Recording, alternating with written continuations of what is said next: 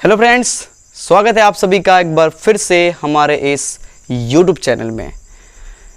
पिछले लेक्चर में हमने प्रकाश के अपवर्तन को समझा था, उसका पूरा कॉन्सेप्ट समझा था, पूरे अच्छे से समझाया था हमने।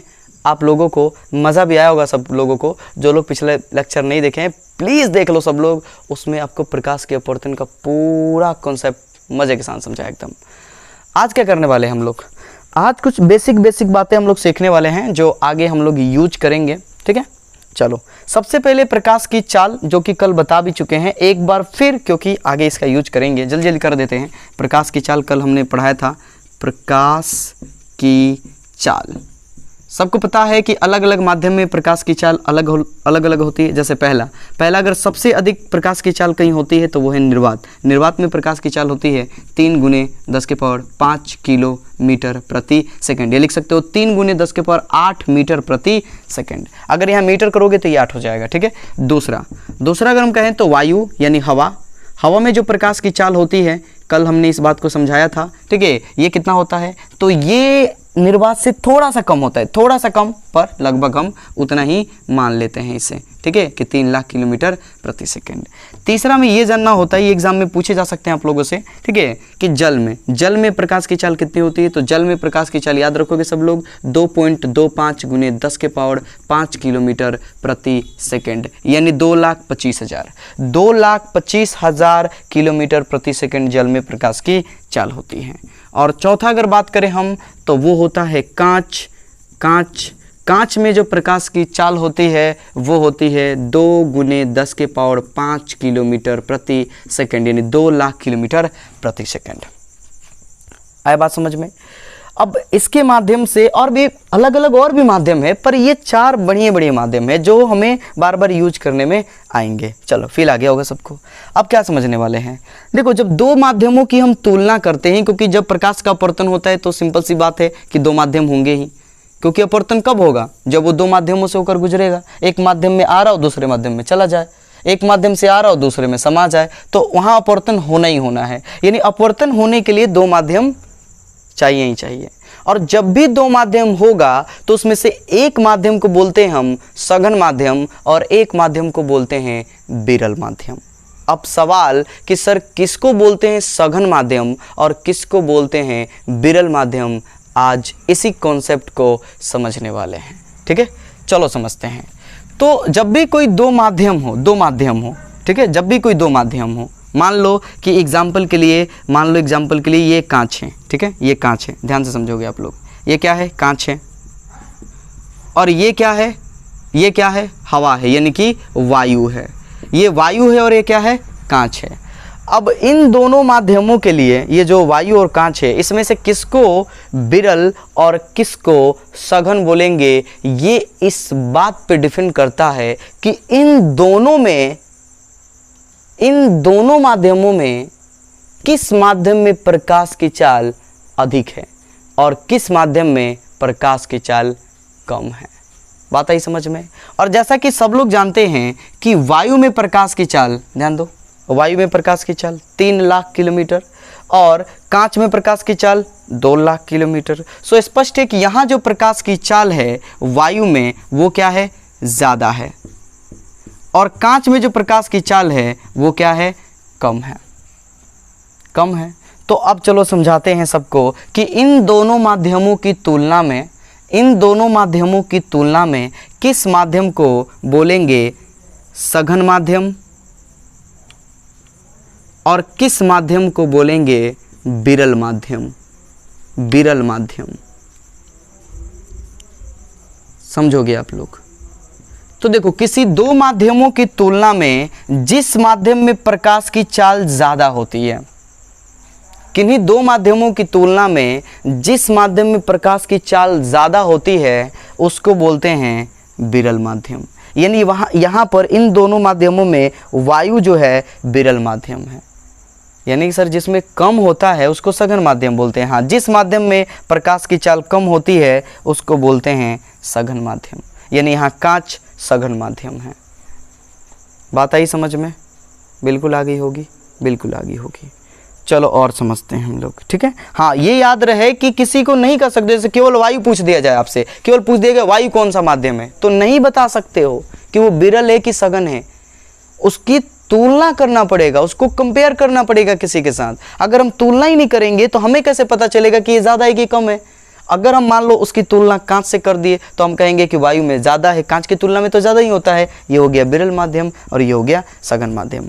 अब जरा सोचो एक बार ध्यान से, जैसे मान लो कि हमने दो माध्यम ले लिया, एक ले लिया वायु और एक ले लिया निर्वात।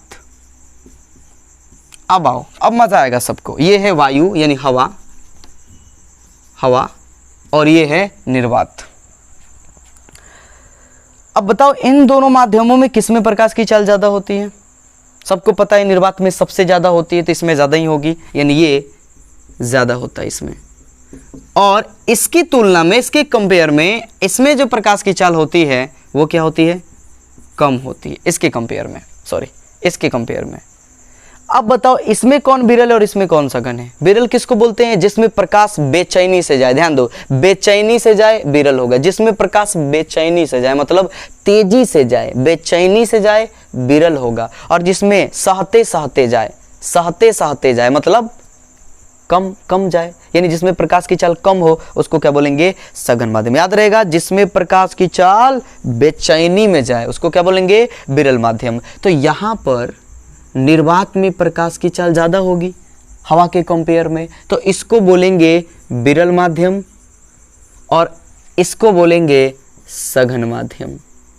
अब देखो ध्यान से, इस बार हवा जो था विरल माध्यम हो गया और यहाँ पर हवा सघन माध्यम हो गया।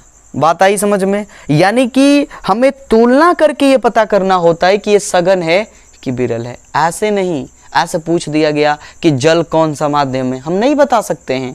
जल का कंपेयर करना पड़ेगा, जल की तुलना करनी पड़ेगी हमें कि जल का तुलना किससे किया जा रहा है।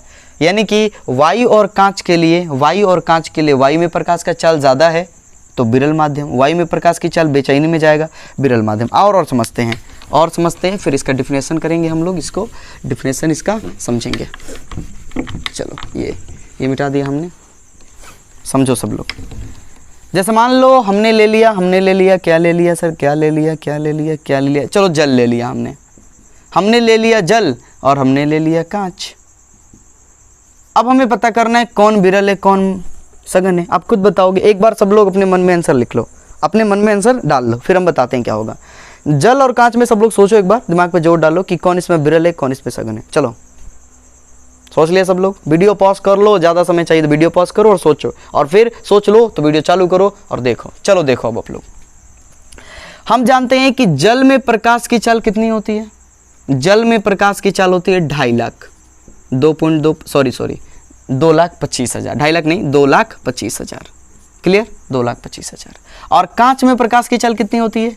2 लाख।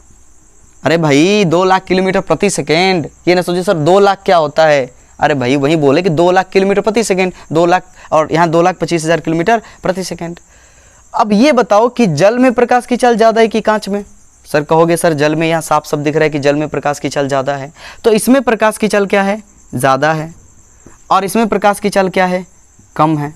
कैसे कम किया? इसकी तुलना में ये कम है और इसकी तुलना में ये ज़्यादा है। तो जहाँ पर ज़्यादा होता है, यानी जहाँ पर प्रकाश बेचैनी में जा रहा है, उन दोनों की तुलना में जिस माध्यम में प्रकाश बेचैनी में जा रहा है वो होगा विरल माध्यम, बेचैनी वाला विरल हो जाएगा। और सघन कौन हो जाएगा? जिसमें सह के जाएगा, यानी कि कम कम कम होगा जिसमें, तो इसको बोलेंगे सघन माध्यम। आई बात समझ में? यानी जल और कांच के कंपेयर में ये जो है विरल माध्यम है और ये जो है सघन माध्यम है। आई बात समझ में? चलो आगे होगी सबको। अब इसका डिफिनेशन क्या कहता है? तो डिफिनेशन तो हमने कई बार बीच बीच में बोल दिया, फिर भी लिख लेते हैं। हेडिंग लगाएंगे सब लोग, सघन माध्यम, या पहले विरल माध्यम लिख लो, या दोनों एक साथ भी समझ सकते हो, विरल माध्यम। क्या हो जाएगा डिफिनेशन? तो लिखेंगे किन्हीं दो माध्यमों की तुलना में, किन्हीं दो माध्यमों की तुलना में जिस माध्यम में प्रकाश की चाल, प्रकाश की चाल अधिक होती है, अधिक होती है,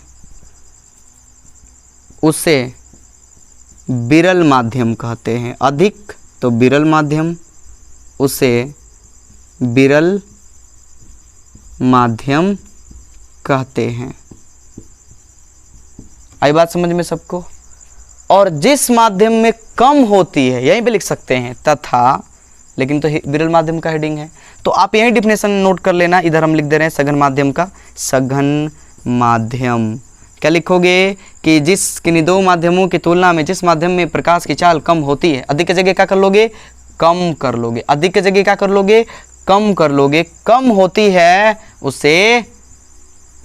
उसे सघन माध्यम कहते हैं। इसे कुछ और मत पढ़ लेना, माध्यम लिखा है हमने।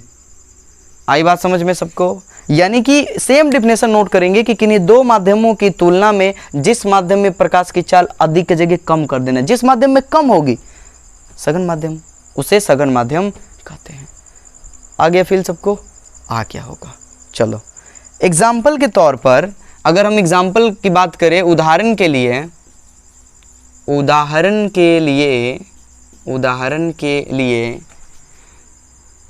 क्या कर ले हवा और जल की तुलना में